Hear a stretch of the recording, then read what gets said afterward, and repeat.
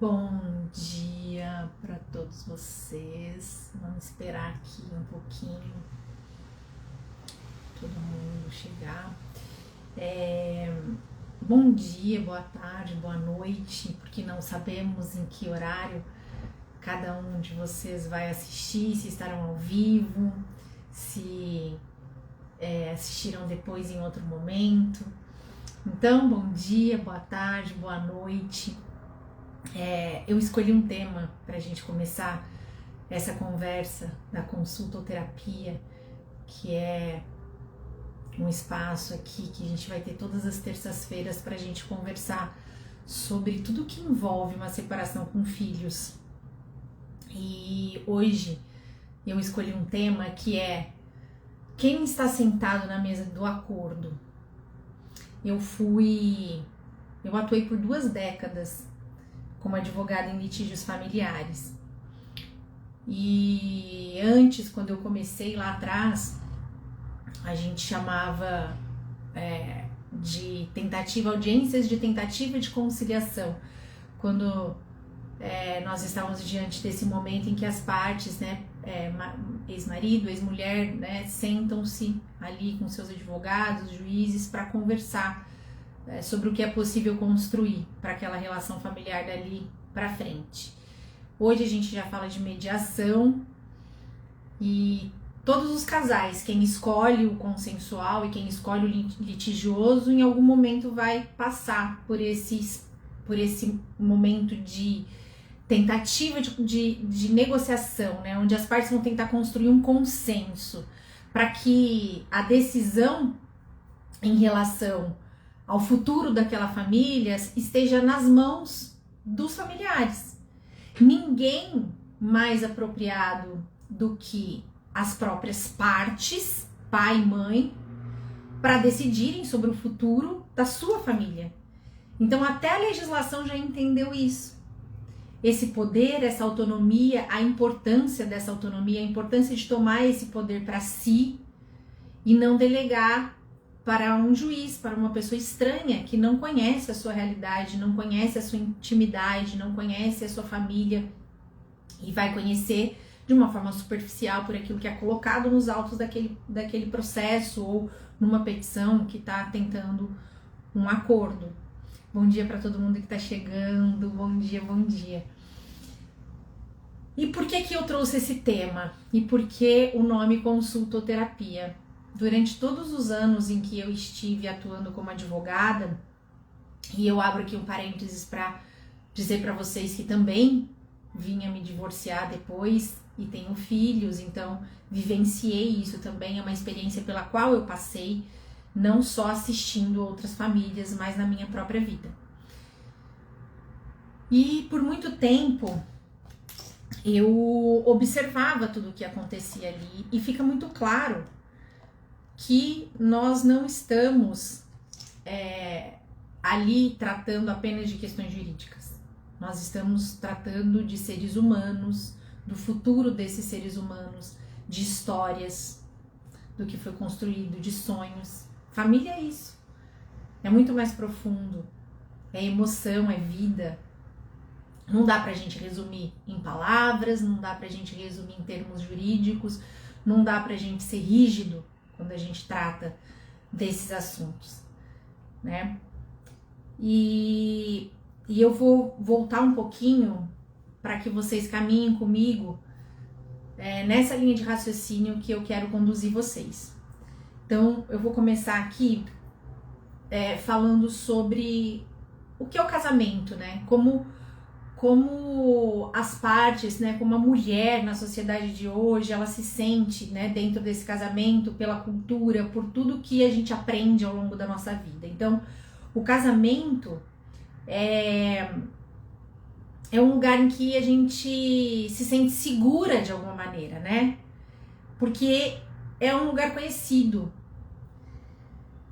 Apesar de muitas vezes a gente se sentir absolutamente sozinha, solitária, a gente se sente segura, porque a gente conhece. E muitas vezes a nossa intuição feminina vai nos avisando tem uma voz que vai soprando de que aquele lugar tá apertado demais, de que talvez a gente mereça mais.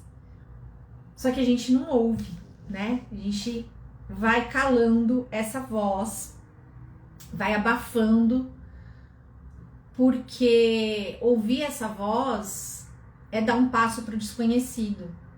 E o desconhecido é um lugar que gera insegurança, que gera medo. E não é por acaso. O nosso cérebro, né, na neurociência a gente estuda isso, o nosso cérebro ele é focado na nossa sobrevivência. Tudo que é novo demanda energia, muito mais energia do que aquele lugar onde a gente já conhece, que tudo é feito de forma automática pela programação que já está em nós. Então, o uso de energia é muito menor. Então, todo novo vai gerar mais energia, mais gasto de energia, o cérebro já vai entender que eu estou em risco. É assim que nasce a autossabotagem, é assim que a gente cria resistência em relação a muitas coisas que nós estamos intuindo que devíamos fazer, em relação a muitas atitudes que a gente está intuindo que deveria tomar e fica presa, porque tem esse bloqueio, tem essa proteção natural, biológica que está em nós, né, de tudo que é novo trazer essa insegurança, esse medo, esse risco, e a gente vai travando, o nosso cérebro vai mandando vários comandos para travar aquela atitude. Então a gente fica ali, né? Apesar de todo o poder que a gente tem, e as mulheres são poderosas, elas são extremamente intuitivas e esse é o maior poder que a gente tem.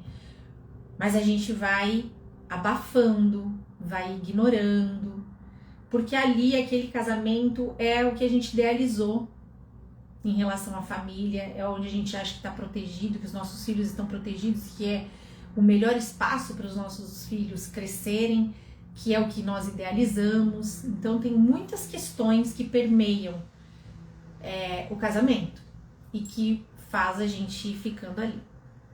Só que com muitas famílias, inevitavelmente, chega um momento da separação. Quando eu estou dizendo isso, eu estou tratando especificamente dessa família, desse casal que vem a se separar, porque existem muitas famílias aí, né, constituídas cuja relação é extremamente funcional e saudável para todo mundo. Aqui a gente está falando de um outro lugar, eu tô falando do lugar de onde eu venho, que é o meu lugar de fala, que é em relação a essas famílias que vêm a se separar e o que a gente percebe, né, quais são os padrões que a gente percebe nisso e como que se chega, né, até esse momento da separação. Então a separação ela vem e se impõe em algum momento. Às vezes por iniciativa da mulher, às vezes por iniciativa do homem, mas ela chega, ela se estabelece. E junto com ela vem uma avalanche de sentimentos e de emoções. É como um castelinho desmoronando, né? Todo castelo que foi construído até então desmorona. E coloca a gente a repensar muitas coisas. Mas antes da gente entrar nesse momento e nessa fase dos questionamentos e uma fase mais introspectiva, vem a fase da resistência, da gente não aceita que aquilo está acontecendo, que as coisas tomaram aquele caminho, a razão pela qual foi daquele jeito, né? E todas essas nossas expectativas frustradas, e a gente se vê diante, né, daquela família ideal que a gente criou, desmoronando. E esses sonhos todos, né, aquela ilusória segurança também, vai sumindo igual uma fumaça. Só que nós não estamos ainda fortalecidos suficientemente dentro de nós para sustentar todas essas emoções que chegam com sabedoria. A gente fica muito perdida, muito perdida. E o que é muito visível e que hoje para mim é muito claro é a presença, tanto no casamento, né, quanto na separação, isso fica muito evidente, da nossa criança interior. O que acontece na separação? Todas as feridas, né? Eu preparei aqui toda uma estruturazinha para a gente não se perder e para eu passar por todas as etapas que eu gostaria de tratar com vocês, para esse mergulho mais profundo em relação à separação, em relação a todos os empecilhos, né, dessa separação. Quando eu digo aquele acordo que não sai, aquela resistência, aquele pai que não assume as responsabilidades, aquele peso que fica em cima da mulher, tudo que vai ser conversado ali não avança, né? A maior parte dos casos são assim. Então tem muita resistência ali. E o que a gente vê, o que a separação traz, é justamente as feridas da criança interior que estavam embaixo do tapete, que estão escondidas no nosso inconsciente. E o que a separação faz? A separação faz com que essas feridas surjam. E nós temos uma impressão equivocada de que é aquele momento, é a separação, é aquela ruptura que está causando toda essa avalanche de sentimentos, toda essa dor. Mas, na verdade, essas feridas, elas já existem. Elas já estão em nós. Elas já estavam dentro da gente. A gente só não acessava, mas elas estavam ali. E o que a separação faz é revelar. Ele revela essas feridas.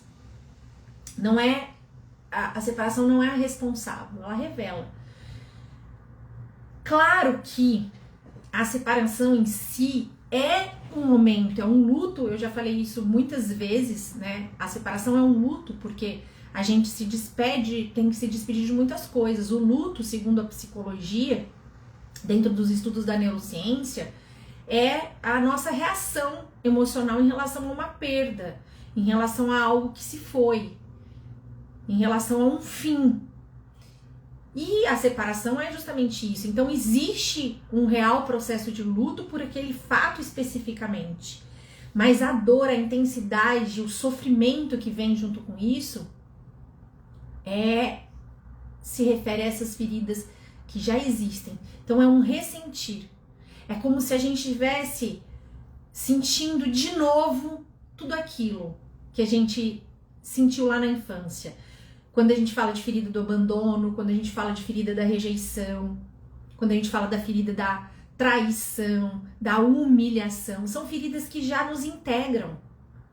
Essas feridas emocionais, elas já nos integram, elas integram a nossa criança interior. E a separação faz essas feridas todas se revelarem. É como se a gente sentisse de novo toda aquela dor que a gente não se recorda, que a gente não lembra, mas que está presente no nosso corpo, que foi registrada por nós em algum momento. E quando eu falo dessas feridas, desses traumas da infância, nós não estamos falando aqui de situações trágicas ou profundamente dolorosas, como abusos, violência física e tantas outras. Existe, por conta de sermos seres, espécies vivas, desamparadas e dependentes, porque é assim que somos.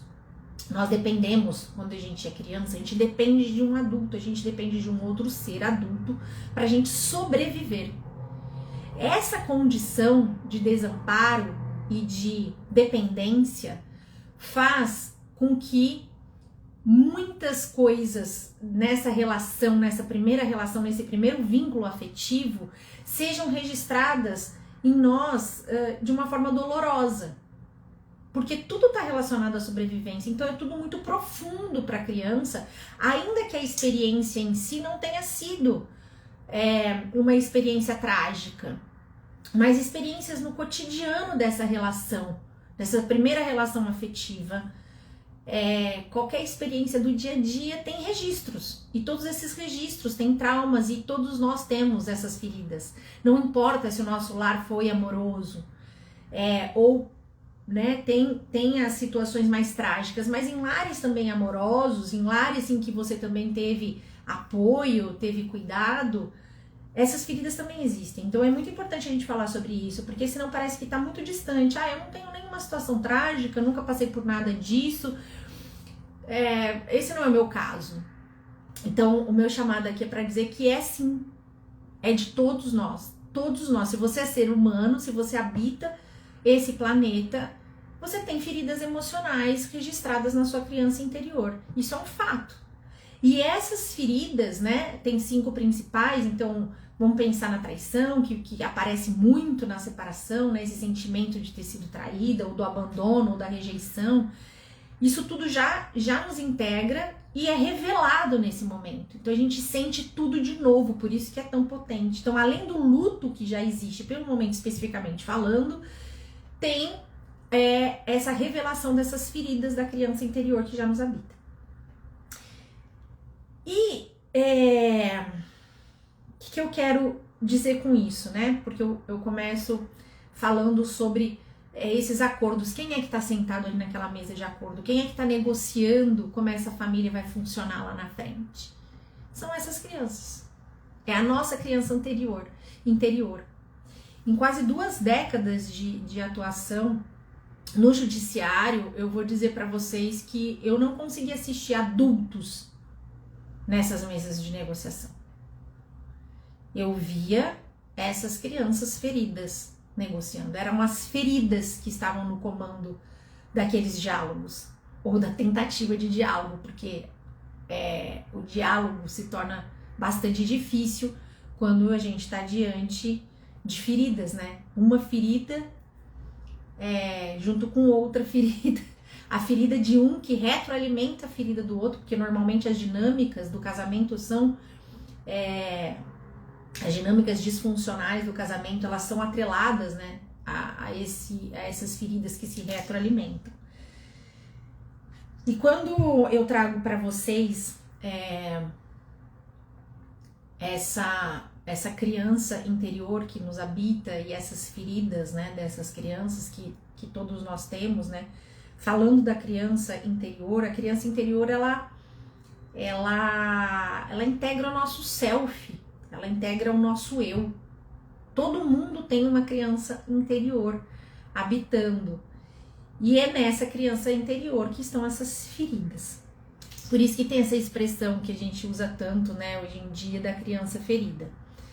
E eu queria trazer uma frase aqui para vocês, de Jung, que eu acho muito, que explica muito do que eu quero trazer hoje, que é o seguinte: ele diz: em todo adulto espreita uma criança eterna, algo que está sempre vindo a ser, nunca está completo, e que solicita cuidado, atenção e educação incessantes. Essa é a parte da personalidade humana que quer desenvolver-se e tornar-se completa. Olha que profundo isso que Jung diz.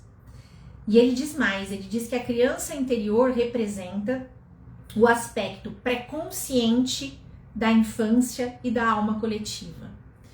Então, quando eu digo que nessas mesas de negociação e de acordos da separação, o que está presente é a criança interior e não os adultos, o meu objetivo não é ofender ninguém. O meu objetivo é trazer clareza, é trazer conhecimento do que está acontecendo ali. Porque o que eu percebo e a fala das pessoas, né, durante todo esse tempo em que eu atuei e depois, conforme as coisas foram se revelando ao longo dos meus estudos, que os últimos anos todos da minha vida foram dedicados a estudar o comportamento humano, a estudar os conflitos internos e externos, e os externos são reflexo dos nossos conflitos internos.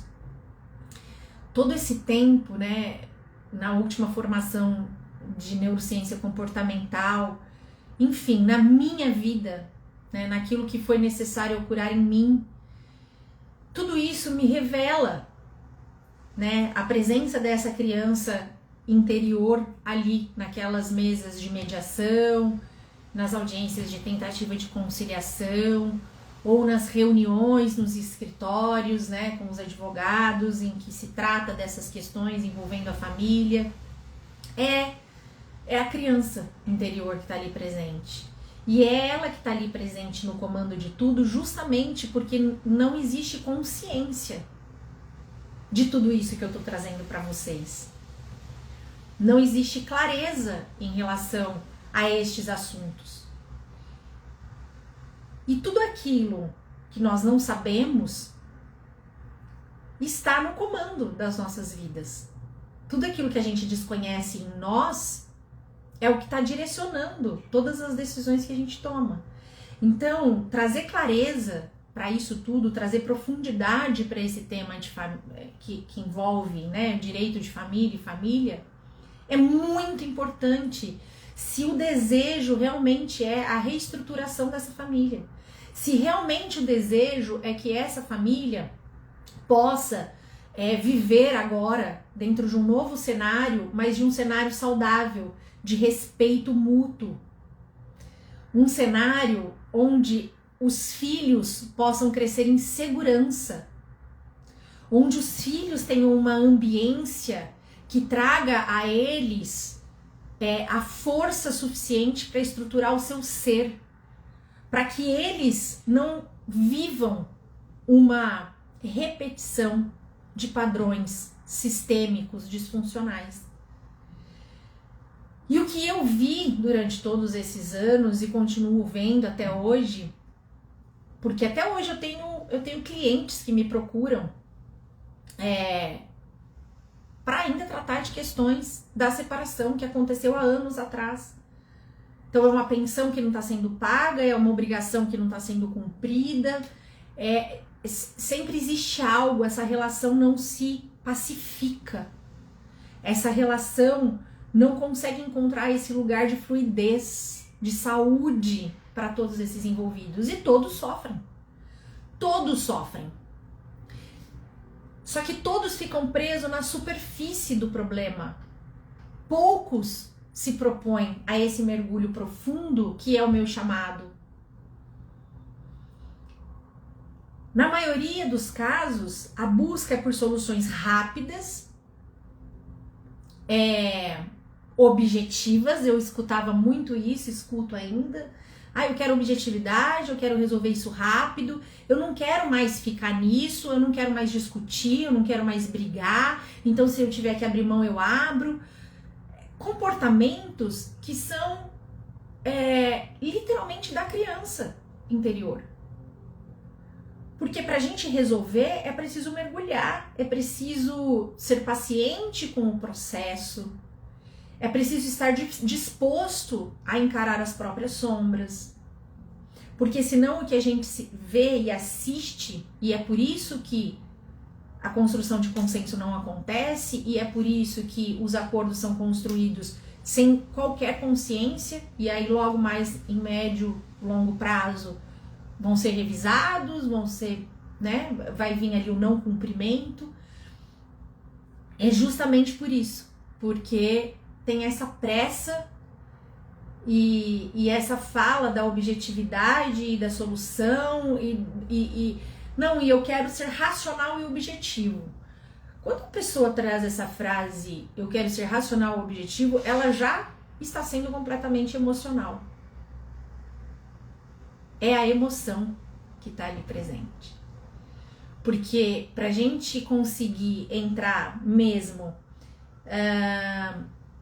dentro de uma solução sustentável, é necessário paciência, entrega ao processo, coragem para encarar as próprias sombras, para assumir a autorresponsabilidade, para olhar para si. Porque o outro, nós não temos nenhum tipo, nenhuma forma nenhum poder sobre o outro, sobre as atitudes do outro, sobre o comportamento do outro, sobre o que o outro vai decidir, quais caminhos ele vai tomar, de que forma ele vai cuidar ou tratar dessa situação, como ele vai ser com os filhos. Não tem como. Isso não está nas nossas mãos.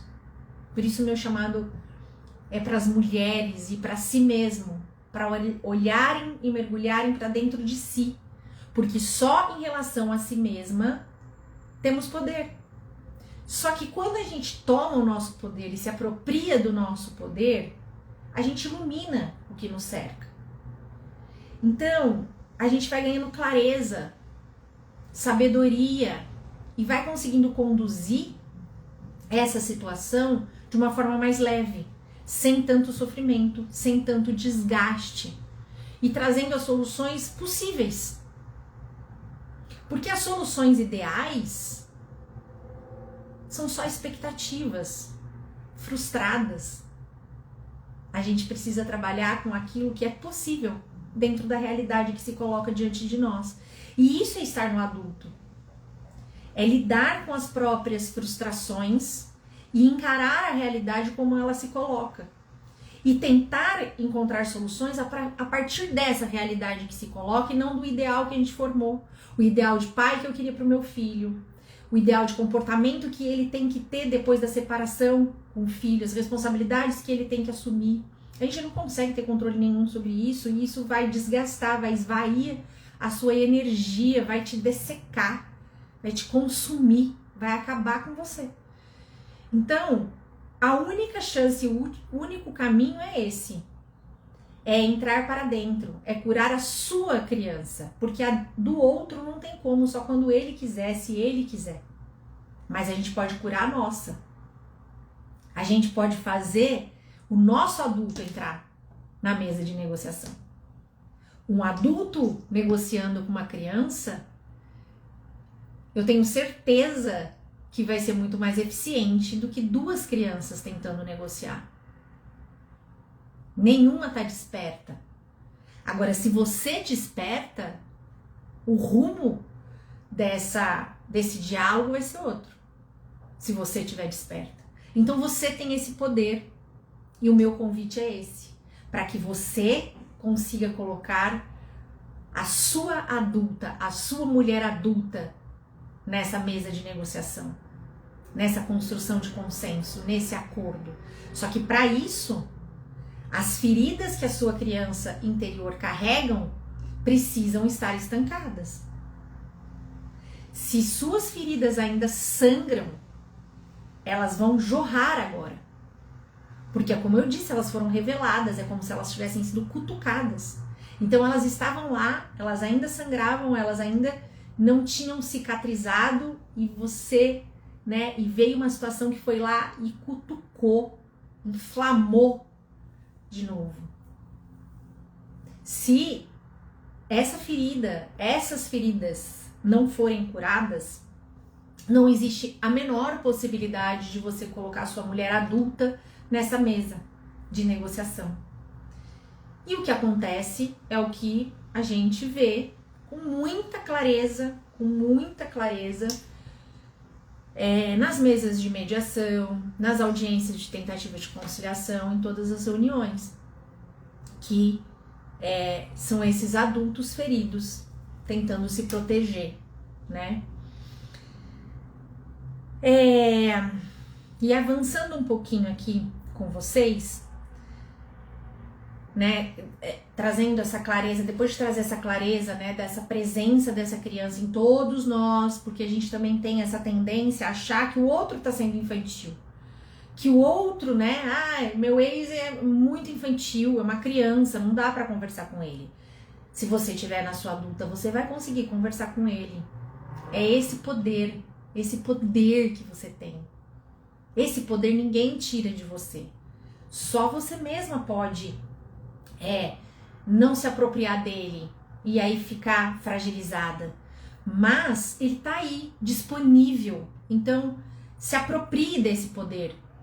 Se aproprie, ele tá aí disponível para você. A mulher é muito poderosa, é muito intuitiva. Ela tem características que são só dela. que estão aqui, no DNA, na alma, no DNA, no eu de cada mulher. E é um poder único. Então, se apropriar desse poder é muito importante, principalmente nesses momentos tão desafiadores como o momento da separação. E nesse momento onde decisões tão importantes precisam ser tomadas. E nesse momento onde tem tanta dor batendo na porta, que são chamados. Eu digo que a separação é um processo de luto, mas também uma oportunidade de renascimento. Justamente por isso. Para você se apropriar dessa mulher que mora dentro de você, extremamente poderosa e que ficou esquecida, soterrada, embaixo de tantas feridas, de tantas crenças, da programação mental, né, que vem desses traumas e de todas essas experiências da sua criança e que todos nós temos. Então, e tudo isso é inconsciente. Nós não temos consciência. A gente não sabe que isso tudo nos habita. Por isso que é tão difícil a gente entender, e por isso o meu convite para esse mergulho mais profundo. Que é como eu falei no início, a gente tende a imaginar que é sempre o outro, né, que tá com essa criança ferida. Eu não, a minha criança tá ótima, a minha criança é super saudável. E não é verdade. Por toda a nossa vida haverá alguma ferida que precisa de cura. Porque quanto mais a gente vai mergulhando profundamente para dentro de si, mais camadas serão percorridas e mais do nosso inconsciente vai ganhando luz. E aí a gente tem a chance nesse momento de tomar posse disso e promover a cura. E eu queria muito, né? Eu vou seguir aqui todo esse meu roteirinho pra gente não se perder dentro dessa ideia desse inconsciente, né, coletivo dessas partes, de não perceberem o que está acontecendo ali, né, que eles não estão disputando alimentos, eles não estão disputando guarda, eles não estão disputando patrimônio, convivência. A disputa ali é muito mais profunda. O que está ali naquela mesa são camadas muito profundas. Eu me lembro de uma pedra de iceberg que era utilizada para ilustrar o que é o conflito aparente e o que é o conflito verdadeiro, né? O conflito aparente, que é o que a gente vê, é aquele pedacinho da pontinha do iceberg que fica acima da água. Quando você vai olhar, é gigantesco o pedaço que se esconde embaixo da água. E esse é onde realmente os conflitos estão estabelecidos, onde existem os nós, a dificuldade, a comunicação que não acontece, enfim. E eu tive um caso muito emblemático que eu gostaria até de trazer aqui. Foram muitos, né? Em 20 anos, acho que vocês podem imaginar que foram muitas histórias, muitas famílias, assim. Eu assisti muita coisa acontecendo. E acompanhava essas famílias por muito tempo, porque mesmo depois, é isso que eu digo, mesmo depois da sentença, mesmo depois das decisões judiciais, esse conflito não é pacificado. Isso é muito claro pra gente que atua, né? Eu não atuo mais hoje com isso, né? Hoje o meu trabalho é com as mulheres, com inteligência emocional, com autoconhecimento para as mulheres que experienciaram processo de separação. E são várias linhas de trabalho, né? Tem o diagnóstico da autoestima, que é um infoproduto maravilhoso para dar os primeiros passos nessa busca de si mesma, que tem esse chamado tão latente quando da separação. Tem a mentoria Renascer, que é para que essa mulher, né, que eu acompanho essa mulher, eu sou uma guia dessa mulher, para esse resgate do feminino, para esse resgate de si, para esse resgate da essência, e para ela se reencontrar, para ela renascer, porque realmente esse é o chamado depois que a gente passa, depois que o castelo desmorona. Tem a consultoterapia, né, que é para esse momento mais da separação em si, para conseguir trazer clareza justamente para o que a gente está trazendo hoje aqui nesse encontro, para essas questões que estão submersas e que estão profundas, mas presentes ali em cada atitude, em cada gesto, em cada movimento de cada uma das partes. Então, para olhar para isso, para conseguir que os caminhos se abram, né? E que essa construção, essa estruturação dessa família, né, dentro desse universo jurídico aconteça de uma forma mais leve, sem tanto sofrimento, sem tanta angústia, sem tanta ansiedade, sem tanta exaustão, de uma forma tão pesada como costuma acontecer. Então, esse caso emblemático, né, dentre tantos outros, 4 horas numa audiência, naquela época ainda era audiência de tentativa de conciliação, não existiam ainda as mediações, 4 horas ali. Ele sentado, rígido, assim, a gente percebia, né, eu percebia a musculatura dele, do corpo rígida, não esboçava uma palavra, uma emoção, um sentimento, apático. Ela estava imersa assim, nas emoções, chorando incessantemente, né, entregue às emoções e às lágrimas. E durante 4 horas a gente ali, né, conversando, e a disputa era por dias específicos da semana, quem ficaria com o filho em dias específicos da semana, em horários específicos da semana, e tratando de cada dia isoladamente, cada horário isoladamente, minuto a minuto. Vocês imaginem o cansaço e tudo o que aconteceu em 4 horas numa sessão sendo conduzida dessa maneira. Nitidamente as feridas ali, né? As feridas presentes, né? E como cada ser humano se comporta diante de uma situação como essa, em que as suas emoções são colocadas à prova, em que as feridas foram cutucadas e foram reveladas, em que você está completamente vulnerável. Cada um ali se sentindo e reagindo com os mecanismos de defesa que foram estabelecidos, né, dentro do seu eu. Então você vê ele, né, dissociando, usando o mecanismo da dissociação, se distanciando do problema, se colocando rígido, afastado, distante, e ela ali na negação, não entendendo aquela reação e sofrendo com aquilo, e com toda essa emoção percorrendo o corpo dela, né? E todos sofrem, né? Eles, o filho estava sofrendo com toda essa situação, que não tinha uma diretriz, perdido no meio disso, porque eu sempre falo, né? Que o filho, ele fica rompido no seu eu quando esses pais estão vivenciando esses conflitos. E esse caso ficou muito presente em mim, assim, muito vivo. Até hoje eu consigo sentir, né, as emoções daquelas partes, as emoções que estavam percorrendo tanto ele, né, tanto aquele homem quanto aquela mulher, e o quanto, para mim, a sensação não é de que eles estavam falando de um filho, mas de um objeto de poder. Embora a justificativa seja sempre o filho. Porque o que a gente vai sempre ouvir é todo o argumento, toda a argumentação em relação ao bem-estar do filho. E existem argumentos muito sólidos em relação a isso. Muito sólidos. De que aquela disputa é por conta do bem-estar do filho. Eu estou preocupada com o bem-estar do meu filho. Mas isso também é um mecanismo de defesa. A racionalização também é um mecanismo de defesa do ego.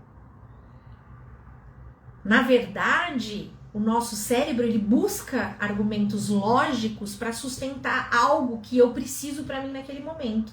Mas nitidamente, o filho não está sendo nem visto. É o ego que está ali sendo disputado. Esse é o elemento de poder, é um objeto de poder. O filho é só um acaso. no meio de tudo isso. E eu sei que isso que eu tô trazendo pode ressoar e bater de um jeito, com um certo incômodo em muitas pessoas. Porque realmente esse lugar gera incômodo. Porque a gente tá todo protegido nisso, então gera incômodos. Mas eu preciso fazer isso para esse convite do mergulho mais profundo, para que realmente eu consiga te ajudar a sair desse lugar.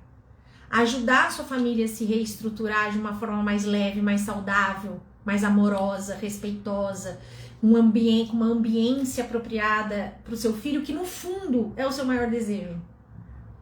No fundo esse é seu maior desejo. É o desejo de todo mundo. Todos queremos isso. Mas a gente fica com as lentes embaçadas, principalmente nesses momentos desafiadores como é a separação. Então, se eu não cutucar, se eu não gerar incômodo de alguma maneira, eu não consigo movimentar vocês para onde está a solução real, para onde está a solução verdadeira. Então, eu preciso gerar esse incômodo. Eu preciso gerar esse incômodo para que você vá para esse lugar onde realmente a solução sustentável ela reside.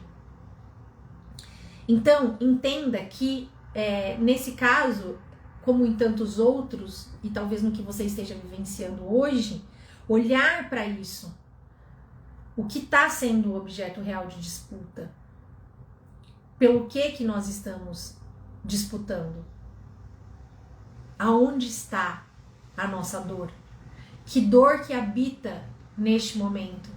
Que dor é essa que grita nessa negociação que não sai? Qual ferida que ainda sangra em mim está sendo revelada nesse momento? É isso que a gente precisa se perguntar. E eu escuto muito, né, sobre isso da racionalidade, de ser racional, de ser objetivo, de ter pressa para resolver as coisas, que é o que desanda, né, toda a construção de uma estrutura que realmente venha a funcionar depois. E isso tudo acontece porque o ego, né? Quando eu falo de ego, também parece ofensivo. É o ego que está ali presente. Parece ofensivo. Muita gente se sente ofendida porque associa isso do ego ao narcisismo, né? E eu não sou narcisista, mas não, o ego, ele tá presente e tá reinando em nosso pensamento, nos nossos comportamentos, nas nossas atitudes, quase que tempo integral. Por quê? Porque para que a gente consiga estar realmente consciente, a gente precisa estar conectado com a nossa essência. E pra gente estar conectado com a nossa essência, a gente precisa parar, respirar, meditar, se conectar, se autoconectar. Se nós não conseguimos fazer esse processo de autoconexão, de silêncio, parar e silenciar, a gente não tem a menor chance de fazer a nossa essência, dar voz à nossa essência para silenciar o nosso ego. E aí eu pergunto para vocês o seguinte: vão dizendo para mim se vai fazendo sentido, se tá fazendo sentido para vocês isso tudo que eu tô falando, tá bom? Em que momento do dia, quantas vezes no dia você para no dia para notar a sua respiração? Quantas vezes no dia você para notar a sua respiração? Nossa, olha, eu tô respirando. Toma consciência e tem uma respiração ativa. Quantas vezes no dia você faz isso? Por que eu tô te perguntando isso? Porque a respiração é algo que nos coloca no estado de presença, que é necessário para a conexão com a nossa essência. Do contrário, todo o tempo, o que está atuando é o ego. Porque o ego, ele atua pelas memórias, ele atua pelo que é automatizado, ele atua por todos os recursos que foram sendo criados ao longo da nossa vida para nos proteger, para a nossa sobrevivência, porque o nosso cérebro, ele tem como objetivo principal a nossa sobrevivência. Então toda a estrutura, todo o arcabouço nosso se sustenta na sobrevivência e nessa automatização de todos os procedimentos de ação, de reação, do que a gente faz. Respirar, a gente não pode ficar o tempo inteiro consciente da respiração, porque imagina, é muito mais energia do que a gente agir no automático. Quanto mais energia a gente gasta, mais risco a gente corre em relação à nossa sobrevivência. Então, na maior parte do tempo, é o ego que está atuando. Então, quando eu falo sobre ego aqui, não é para ofender ninguém e nem sobre ser narcisista ou não, que isso é uma outra coisa que está num outro lugar. Mas é sobre a gente entender que sim, é o ego que está atuando na maior parte do tempo.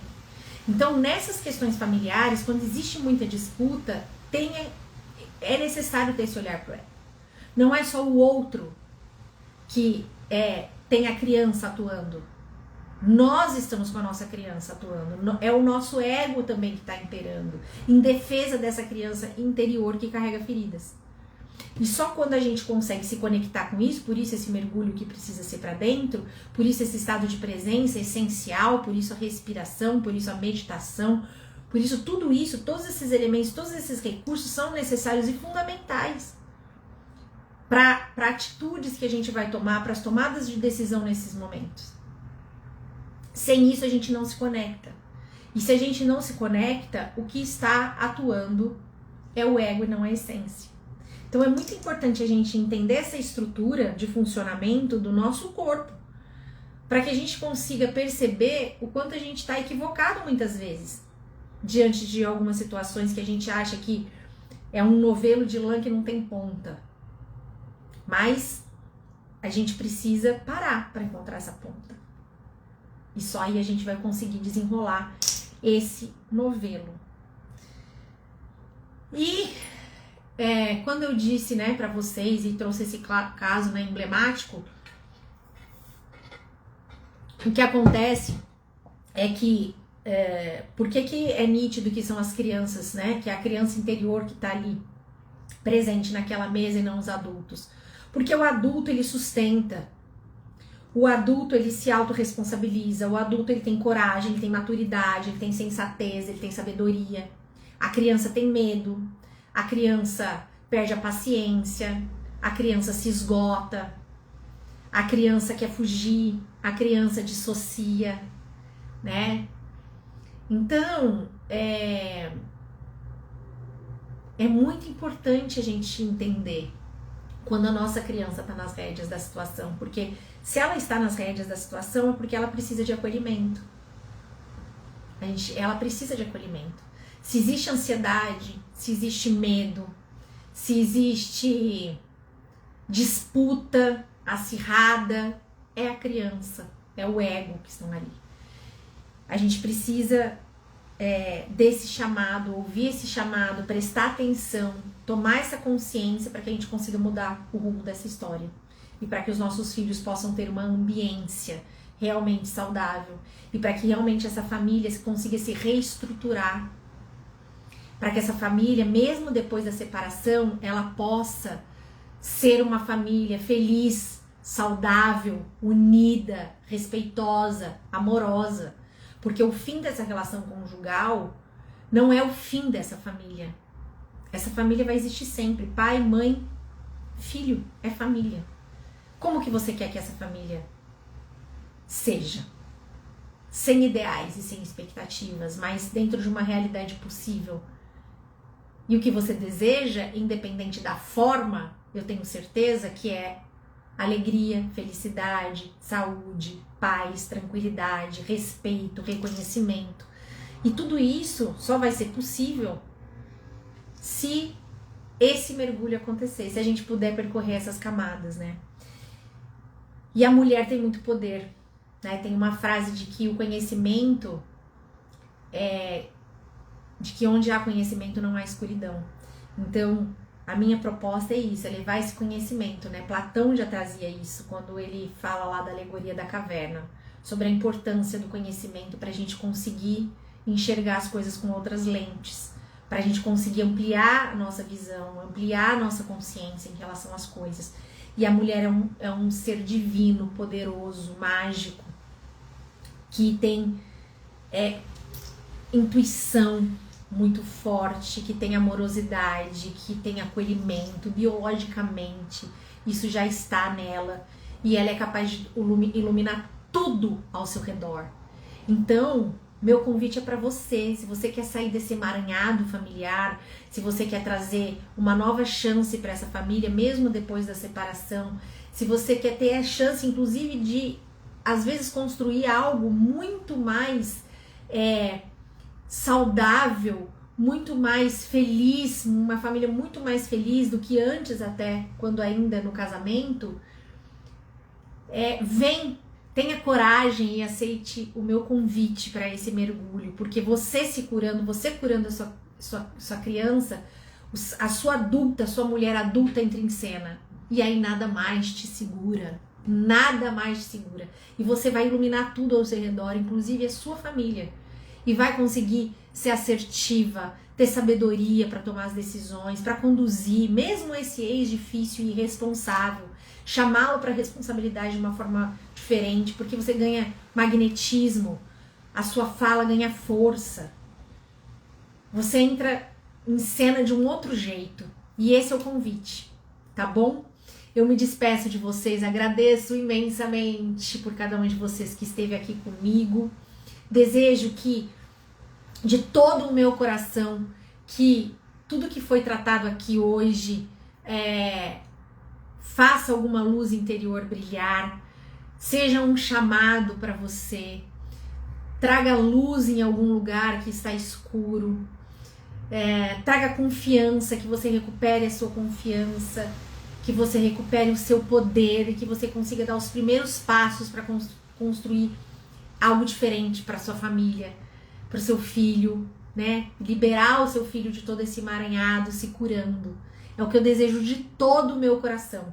Que de alguma maneira esse encontro de hoje te toque, te chame, te convide e que você aceite, que você tenha coragem de ir para esse novo, para esse desconhecido, para se desbravar e para trazer à tona todo o seu poder. Um beijo para todas vocês e uma excelente semana para todo mundo. Tchau, gente!